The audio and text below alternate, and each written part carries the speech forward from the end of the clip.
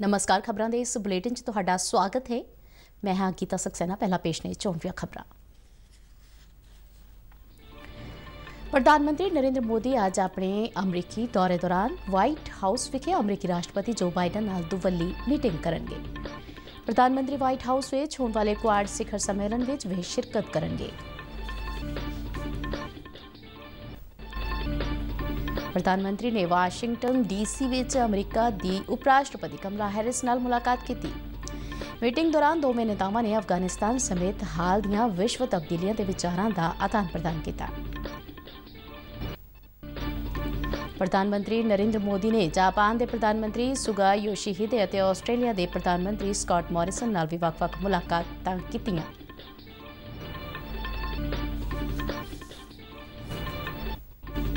राष्ट्रपति रामनाथ कोविंद ने एक वर्चुअल समागम दौरान साल 2019-20 लई राष्ट्रीय सेवा योजना पुरस्कार प्रदान किए। लेह विच 5 दिना हिमालयन फिल्म महोत्सव शुरू। सूचना ते प्रसारण मंत्री अनुराग सिंह ठाकुर ने फिल्म फेस्टिवल का किया उद्घाटन।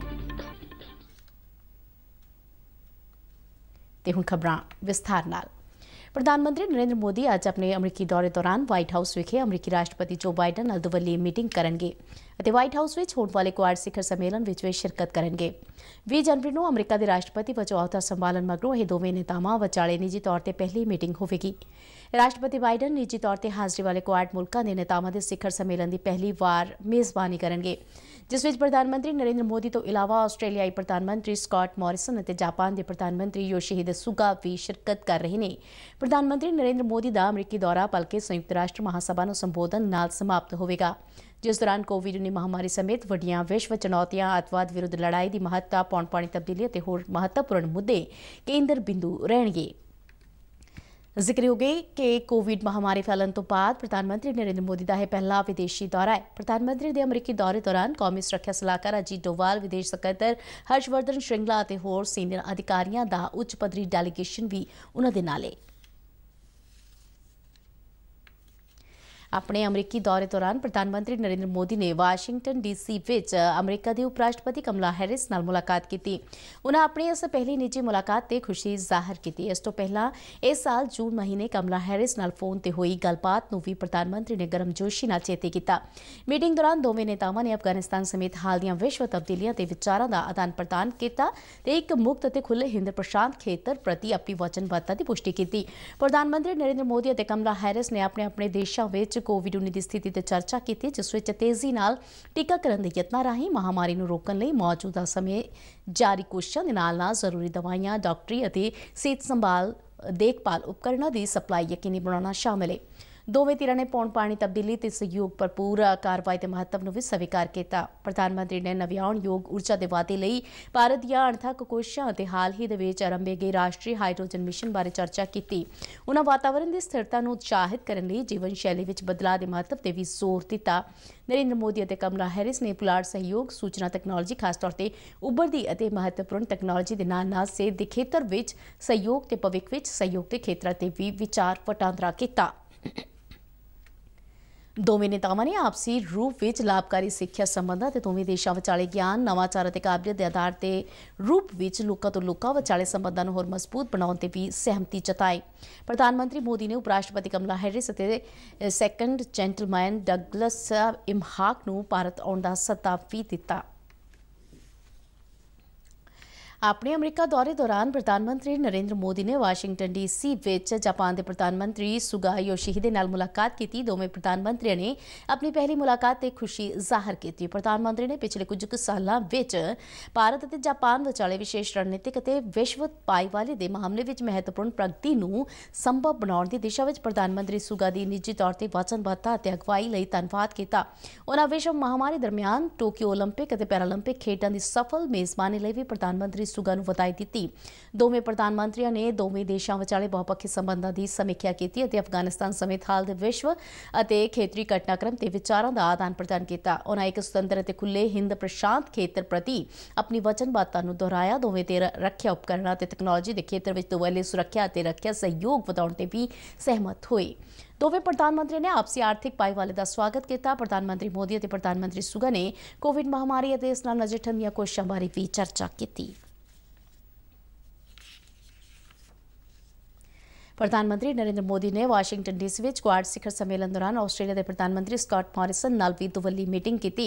इस मीटिंग दौरान दोवें प्रधानमंत्रियों ने दोवल्ले खेतरी और विश्व महत्व के ਵੱਖ-ਵੱਖ मुद्दों पर चर्चा की। उन्होंने हाल ही के आयोजित पहली भारत आस्ट्रेलिया विदेश और रक्षा मंत्रियों 2+2 वार्ता समेत दोवें देशों विचाले नियमित रूप में किए जा रहे उच्च पद्धरी विचार वटांदरे की भी तसल्ली प्रगट की। उन्होंने व्यापक रणनीतिक साझेदारी तहत जून 2020 में आयोजित लीडरों के वर्चुअल शिखर सम्मेलन तो बाद हासिल की गई प्रगति की समीक्षा की। आपसी भलाई ਅਤੇ ਇੱਕ ਖੁੱਲੇ ਮੁਕਤ ਖੁਸ਼ਹਾਲ ਅਤੇ ਨਿਯਮਾਂ ਦੇ ਆਧਾਰਿਤ ਭਾਰਤ ਪ੍ਰਸ਼ਾਂਤ ਖੇਤਰ ਦੇ ਸਾਂਝੇ ਉਦੇਸ਼ਾਂ ਨੂੰ ਅੱਗੇ ਵਧਾਉਣ ਲਈ ਨੇੜਲਾ ਸਹਿਯੋਗ ਜਾਰੀ ਰੱਖਣ ਦਾ ਸੰਕਲਪ ਲਿਆ। ਦੋਵੇਂ ਪ੍ਰਧਾਨ ਮੰਤਰੀ ਇਸ ਗੱਲ ਤੇ ਸਹਿਮਤ ਹੋਏ ਕਿ ਇਸ ਖੇਤਰ ਦੇ ਤੋਂ ਵੱਡੇ ਲੋਕਤੰਤਰਾਂ ਦੇ ਰੂਪ ਦੇ ਵਿੱਚ ਦੋਵੇਂ ਦੇਸ਼ਾਂ ਨੂੰ ਮਹਾਮਾਰੀ ਤੋਂ ਬਾਅਦ ਦੀਆਂ ਵਿਸ਼ਵ ਚੁਣੌਤੀਆਂ ਦੇ ਨਾਲ ਨਜਿੱਠਣ ਲਈ ਰਲ ਕੇ ਕੰਮ ਕਰਨ ਦੀ ਲੋੜ ਹੈ, ਜਿਨ੍ਹਾਂ ਵਿੱਚ ਸਪਲਾਈ ਕੜੀ ਨੂੰ ਵਧਾਉਣਾ ਵੀ ਸ਼ਾਮਲ ਸੀ। राष्ट्रपति रामनाथ कोविंद ने आज एक वर्चुअल समागम दौरान साल 2019-20 ਲਈ राष्ट्रीय सेवा योजना पुरस्कार प्रदान किए। इस मौके अपने संबोधन में राष्ट्रपति ने कहा कि मनुखी जीवन की इमारत आम तौर पर विद्यार्थी जीवन की बुनियाद पर खड़ी होंगी है। उन्हें कहा कि उच्च शिखर जीवन पर लगातार चलने वाली प्रक्रिया है, पर बुनियादी शख्सियत विकास विद्यार्थी जीवन के दौर के विच ही शुरू हो जाता है। इसलिए वो राष्ट्रीय सेवा योजना NSS ਨੂੰ एक दूरदर्शी योजना मानते हैं, जिस राही विद्यार्थियों को अपने स्कूल और कॉलेज के दिनों के विच ही समाज ते देश की सेवा का करने का मौका मिलता है। राष्ट्रपति कोविंद ने कहा कि राष्ट्रीय सेवा योजना की स्थापना 1969 में महात्मा गांधी की जन्म शताब्दी मौके की गई सी। उन्हें कहा कि महात्मा गांधी ने अपना सारा जीवन मानवता की सेवा को समर्पित किया। वो चाहते सन कि साडे देश के नौजवान जिम्मेवार नागरिक बनन ते अपनी शख्सियत को पछाणन। उन्हें कहा कि महात्मा गांधी के आदर्श और उन्होंने सेवा की भावना अज भी साडे सारिਆਂ ਦੇ ਲਈ प्रेरणादायी है। मैं NSS को इसीलिए एक दूरदर्शितापूर्ण योजना मानता हूं कि इसके माध्यम से स्कूल और कॉलेज में शिक्षा प्राप्त करने वाले विद्यार्थियों को समाज और देश की सेवा से जुड़ने का अवसर जीवन के आरंभ में ही प्राप्त हो जाता है। युवा शक्ति का समुचित मार्गदर्शन करने वाली इस महत्वपूर्ण योजना का सफलतापूर्वक संचालन करने के लिए मैं युवा मामले और खेल मंत्री श्री अनुराग सिंह ठाकुर और उनकी पूरी टीम को साधुवाद देता हूं। श्री कोविंद ने कहा कि कोविड-19 के शुरुआती प्रकोप के समय तो लैके वड्डे पैमाने ते मास्क का उत्पादन शुरू होने तक NSS वालों 2 करोड़ 30 लाख तो वध मास्क बनाए गए और देश के ਵੱਖ-ਵੱਖ हिस्सों में वंडे गए। उन्होंने कहा कि NSS स्वयं सेवकों ने हैल्पलाइन राही लोगों को कोविड नाल संबंधित जानकारी प्रदान की ते नाल ही जिला प्रशासन जागरूकता ते राहत गतिविधियों में मदद की। राष्ट्रपति ने कहा कि आज़ादी के 75वें वरे नूं समर्पित पूरे देश के आज़ादी का अमृत महोत्सव मनाया जा रहा है। उन्होंने कहा कि खुशी की गल है कि भारत की आज़ादी के अंदोलन और स्वतंत्रता सैलानियों के योगदान ते वेबिनार और सैमीनारां का आयोजन करके इस महोत्सव में NSS के स्वयं सेवक योगदान दे रहे हैं। उन्होंने कहा कि साडे स्वतंत्रता संग्राम और आज़ादी संग्रामियों के आदर्शों बारे जागरूकता फैलाना भी राष्ट्र की सेवा है। सूचना ते प्रसारण मंत्री अनुराग ठाकुर ने आज लेह विच 5 दिना हिमालयन फिल्म महोत्सव का उद्घाटन किया। उन्होंने उद्घाटनी समागम दौरान इस फिल्म फैसटीवल का पोस्टर भी जारी किया। पहला हिमालयन फिल्म महोत्सव 28 सितंबर तक चलेगा। फिल्म महोत्सव के उद्घाटनी सैशन दौरान अज शेरशाह फिल्म के निर्माता निर्देशक और इसके कलाकार भी मौजूद सन, जिन्होंने विच फिल्म निर्देशक विष्णुवर्धन और फिल्म के प्रमुख कलाकार सिद्धार्थ मल्होत्रा शामिल सन। शेरशाह फिल्म विखाउण के नाल ही इस फिल्म महोत्सव की शुरुआत हुई। हिमालयन फिल्म महोत्सव दौरान बहुचर्चित फिल्मों की स्क्रीनिंग की जाएगी। उद्घाटनी समागम दौरान अपने संबोधन में अनुराग ठाकुर ने कहा कि फिल्म महोत्सव राही पहाड़ी खेतर नूं एक नवी पछाण दिवाउण की कोशिश की जाएगी। उन्होंने कहा कि विश्व में सब तो वध फिल्मां बनाउण वाला मुल्क भारत है ते भारत की GDP विच 1% योगदान फिल्म जगत है। सूचना ते प्रसारण मंत्री ने कहा कि मीडिया ते फिल्म जगत विच होर ज्यादा विस्तार होने का अनुमान है। जिस फिल्म इंडस्ट्री को ये खिताब हासिल है कि दुनिया की सबसे ज्यादा फिल्म बनाने वाली कोई फिल्म इंडस्ट्री है तो वो हिंदुस्तान की फिल्म इंडस्ट्री है।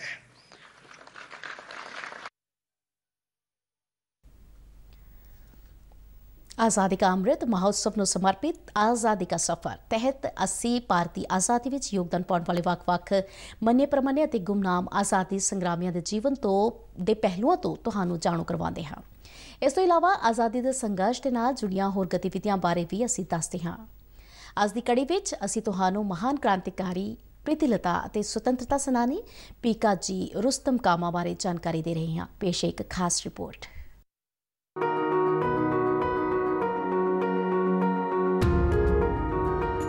ਅਸੀਂ ਗੱਲ ਕਰ ਰਹੇ ਹਾਂ ਭਾਰਤ ਦੀ ਮਹਾਨ ਕ੍ਰਾਂਤੀਕਾਰੀ ਪ੍ਰੀਤੀਲਤਾ ਵਾਦੇਦਾਰ ਦੀ। ਆਜ਼ਾਦੀ ਲਈ ਕੁਰਬਾਨੀ ਦਿੰਦਿਆਂ 24 ਸਤੰਬਰ 1932 ਨੂੰ ਉਹਨਾਂ ਨੇ ਆਪਣੇ ਪ੍ਰਾਣ ਤਿਆਗ ਦਿੱਤੇ ਜਦ ਉਹਨਾਂ ਦੀ ਉਮਰ ਮਹਿਜ਼ 21 ਸਾਲ ਦੀ ਸੀ। ਆਜ਼ਾਦੀ ਸੰਗਰਾਮ ਨੂੰ ਲੈ ਕੇ ਉਹਨਾਂ ਵਿੱਚ ਬਚਪਨ ਤੋਂ ਹੀ ਜਨੂੰਨ ਸੀ।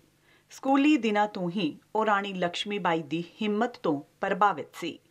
ਕੋਲਕਾਤਾ ਤੋਂ ਪੜ੍ਹਾਈ ਪੂਰੀ ਕਰਨ ਮਗਰੋਂ ਆਪਣੇ ਸ਼ਹਿਰ ਚਟਗਾਉਂ ਪਰਤੀ ਤੇ ਉਹ ਉੱਥੋਂ ਦੇ ਇੰਗਲਿਸ਼ ਮੀਡੀਅਮ ਸੈਕੰਡਰੀ ਸਕੂਲ ਵਿੱਚ ਮੁੱਖ ਅਧਿਆਪਕਾ ਨਿਯੁਕਤ ਹੋ ਗਈ। ਇੱਥੇ ਪ੍ਰੀਤੀਲਤਾ ਦਾ ਸੰਪਰਕ ਪ੍ਰਸਿੱਧ ਸੁਤੰਤਰਤਾ ਸੈਨਾਨੀ ਮਾਸਟਰ ਦਸੂਰੇ ਸੇਨ ਨਾਲ ਹੋਇਆ ਤੇ ਕ੍ਰਾਂਤੀਕਾਰੀ ਅੰਦੋਲਨ ਵਿੱਚ ਉਹ ਸ਼ਾਮਲ ਹੋ ਗਈ।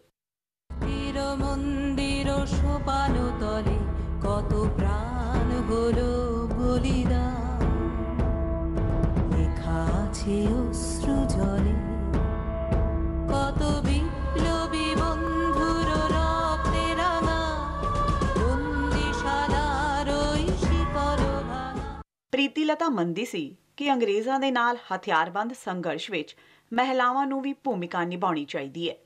ਪ੍ਰੀਤੀ ਦਾ ਇੱਕ ਭਰਾ ਕ੍ਰਾਂਤੀਕਾਰੀ ਦਲ ਵਿੱਚ ਸ਼ਾਮਲ ਸੀ। ਉਸਨੇ ਹੀ ਪ੍ਰੀਤੀ ਨੂੰ ਸੂਰਿਆ ਸੇਨ ਨਾਲ ਮਿਲਾਇਆ ਸੀ। ਸੂਰਿਆ ਸੇਨ ਨੇ ਪ੍ਰੀਤੀਲਤਾ ਨੂੰ ਆਪਣੇ ਕ੍ਰਾਂਤੀਕਾਰੀ ਦਲ ਦੀ ਪਹਿਲੀ ਮਹਿਲਾ ਮੈਂਬਰ ਬਣਾ ਲਿਆ। ਕ੍ਰਾਂਤੀਕਾਰੀ ਅੰਦੋਲਨ ਵਿੱਚ ਸ਼ਾਮਲ ਹੁੰਦਿਆਂ ਹੀ ਪ੍ਰੀਤੀ ਅੰਗਰੇਜ਼ਾਂ ਦੇ ਖਿਲਾਫ ਹਥਿਆਰਬੰਦ ਅੰਦੋਲਨਾਂ ਵਿੱਚ ਸ਼ਾਮਲ ਹੋ ਗਈ।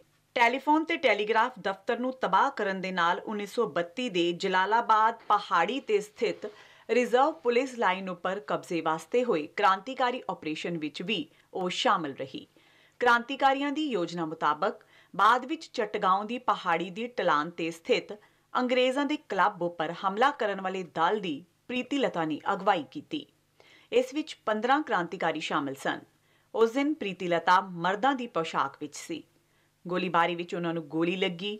ਜ਼ਖਮੀ ਹਾਲਤ ਵਿੱਚ ਉਹਨਾਂ ਨੇ ਦੌੜਨ ਦਾ ਯਤਨ ਵੀ ਕੀਤਾ ਤੇ ਜਦ ਨਾਕਾਮ ਰਹੀ ਤਾਂ ਸਾਇਨਾਈਡ ਖਾ ਕੇ ਆਪਣੀ ਜਾਨ ਦੇ ਦਿੱਤੀ। ਪ੍ਰੀਤੀਲਤਾ ਨਹੀਂ ਰਹੀ, ਪਰ ਉਸ ਦੇ ਇਸ ਅਮਰ ਬਲੀਦਾਨ ਨੇ ਕ੍ਰਾਂਤੀ ਦੀ ਅੱਗ ਵਿੱਚ ਘਿਓ ਦਾ ਕੰਮ ਕੀਤਾ। ਪ੍ਰੀਤੀ ਕ੍ਰਾਂਤੀਕਾਰੀਆਂ ਦੀ ਪ੍ਰੇਰਨਾ ਬਣ ਗਈ। ਰਾਸ਼ਟਰ ਪ੍ਰੇਮ ਨਾਲ ਭਰਪੂਰ ਉਸ ਵੀਰ ਨਾਰੀ ਨੂੰ ਸ਼ਤ-ਸ਼ਤ ਪ੍ਰਣਾਮ।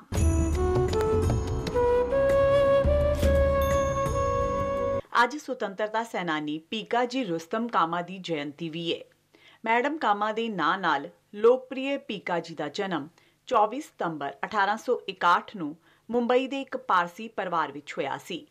ਲੰਡਨ ਵਿੱਚ ਉਹਨਾਂ ਦੀ ਮੁਲਾਕਾਤ ਰਾਸ਼ਟਰਵਾਦੀ ਸ਼ਿਆਮਜੀ ਕ੍ਰਿਸ਼ਨ ਵਰਮਾ ਤੇ ਦਾਦਾਬਾਈ ਨੌਰੋਜੀ ਨਾਲ ਹੋਈ। ਉਹਨਾਂ ਦੀ ਪ੍ਰੇਰਨਾ ਸਦਕਾ ਹੀ ਮੈਡਮ ਕਾਮਾ ਭਾਰਤੀ ਆਜ਼ਾਦੀ ਸੰਗਰਾਮ ਵਿੱਚ ਜੁਟ ਗਈ। ਕਾਮਾ ਨੇ 1905 ਵਿੱਚ ਲੰਡਨ ਵਿੱਚ ਇੰਡੀਅਨ ਹੋਮ ਰੂਲ ਸੁਸਾਇਟੀ ਦੀ ਸਥਾਪਨਾ ਕਰਨ ਵਿੱਚ ਮਦਦ ਕੀਤੀ। ਬਾਅਦ ਵਿੱਚ ਉਹ ਪੈਰਿਸ ਚਲੀ ਗਈ ਤੇ ਪੈਰਿਸ ਇੰਡੀਅਨ ਸੁਸਾਇਟੀ ਦੀ ਸਥਾਪਨਾ ਵਿੱਚ ਸਹਿਯੋਗ ਦਿੱਤਾ। ਵਿਦੇਸ਼ ਵਿੱਚ ਰਹਿ ਕੇ ਭਾਰਤੀ ਆਜ਼ਾਦੀ ਦੇ ਅੰਦੋਲਨ ਵਿੱਚ ਸ਼ਾਮਲ ਕਈ ਲੋਕਾਂ ਨਾਲ ਮਿਲ ਕੇ ਨਾ ਸਿਰਫ ਕ੍ਰਾਂਤੀਕਾਰੀ ਸਾਹਿਤ ਲਿਖਿਆ, ਬਲਕਿ ਉਸ ਨੂੰ ਪ੍ਰਕਾਸ਼ਿਤ ਕਰਵਾ ਕੇ ਲੋਕਾਂ ਤੱਕ ਪਹੁੰਚਾਉਣ ਵਿੱਚ ਵੀ ਅਹਿਮ ਭੂਮਿਕਾ ਨਿਭਾਈ। ਭਾਰਤ ਦੀ ਆਜ਼ਾਦੀ ਦੇ ਲਈ ਲਗਾਤਾਰ ਸਰਗਰਮ ਮੈਡਮ ਕਾਮਾ ਨੇ ਸਟਟਗਾਰਡ ਵਿੱਚ ਹੋਈ ਦੂਜੀ ਸੋਸ਼ਲਿਸਟ ਕਾਂਗਰਸ ਵਿੱਚ ਵੀ ਹਿੱਸਾ ਲਿਆ। 22 ਅਗਸਤ 1907 ਨੂੰ ਇਸ ਸੰਮੇਲਨ ਵਿੱਚ ਉਹਨਾਂ ਨੇ ਮਨੁੱਖੀ ਅਧਿਕਾਰ ਅਤੇ ਸਮਾਨਤਾ ਦੇ ਸਵਾਲ ਤਾਂ ਚੁੱਕੇ ਹੀ ਬਰਤਾਨਵੀ ਹਕੂਮਤ ਤੋਂ ਭਾਰਤ ਦੀ ਆਜ਼ਾਦੀ ਦੀ ਅਪੀਲ ਵੀ ਕੀਤੀ। ਕਾਮਾ ਨੇ ਉੱਥੇ ਇੱਕ ਝੰਡਾ ਵੀ ਲਹਿਰਾਇਆ ਜਿਸ ਨੂੰ ਉਹਨਾਂ ਨੇ ਭਾਰਤੀ ਆਜ਼ਾਦੀ ਦਾ ਝੰਡਾ ਕਿਹਾ। ਬਾਅਦ ਵਿੱਚ ਇਸ ਝੰਡੇ ਨੂੰ ਇੰਦੂ ਲਾਲ ਜਾਗਿਕ ਭਾਰਤ ਲੈ ਕੇ ਆਈ ਤੇ ਉਸ ਨੂੰ ਪੁਣੇ ਦੇ ਮਰਾਠਾ ਤੇ ਕੇਸਰੀ ਲਾਇਬ੍ਰੇਰੀ ਵਿੱਚ ਰੱਖਿਆ ਗਿਆ। ਮੈਡਮ ਕਾਮਾ ਦੇ ਹੀ ਡਿਜ਼ਾਈਨ ਕੀਤੇ ਗਏ ਉਸ ਝੰਡੇ ਦੀ ਹੀ ਬੁਨਿਆਦ ਉੱਤੇ ਭਾਰਤੀ ਸਵੈਮਾਣ ਦਾ ਪ੍ਰਤੀਕ ਮੌਜੂਦਾ ਝੰਡਾ ਬਣਾਇਆ ਗਿਆ। ਆਜ਼ਾਦੀ ਲਈ ਮੈਡਮ ਕਾਮਾ ਦੇ ਸੰਘਰਸ਼ ਤੇ ਤਿਆਗ ਦੀ ਵਿਰਾਸਤ ਨੂੰ ਭਾਰਤ ਨੇ ਸਨਮਾਨ ਨਾਲ ਸੰਜੋਇਆ ਏ। 26 ਜਨਵਰੀ 1962 ਨੂੰ ਡਾਕ ਅਤੇ ਤਾਰ ਵਿਭਾਗ ਨੇ ਉਹਨਾਂ ਦੇ ਸਨਮਾਨ ਅਤੇ ਯਾਦ ਵਿੱਚ ਇੱਕ ਡਾਕ ਟਿਕਟ ਜਾਰੀ ਕੀਤਾ। ਮੈਡਮ ਕਾਮਾ ਦਾ ਜੀਵਨ ਹੌਸਲੇ, ਵਚਨਬੱਧਤਾ ਤੇ ਰਾਸ਼ਟਰ ਪ੍ਰੇਮ ਦੀ ਮਿਸਾਲ ਰਿਹਾ। ਮਹਾਨ ਸੁਤੰਤਰਤਾ ਸੈਨਾਨੀ ਨੂੰ ਸ਼ਤ-ਸ਼ਤ ਪ੍ਰਣਾਮ।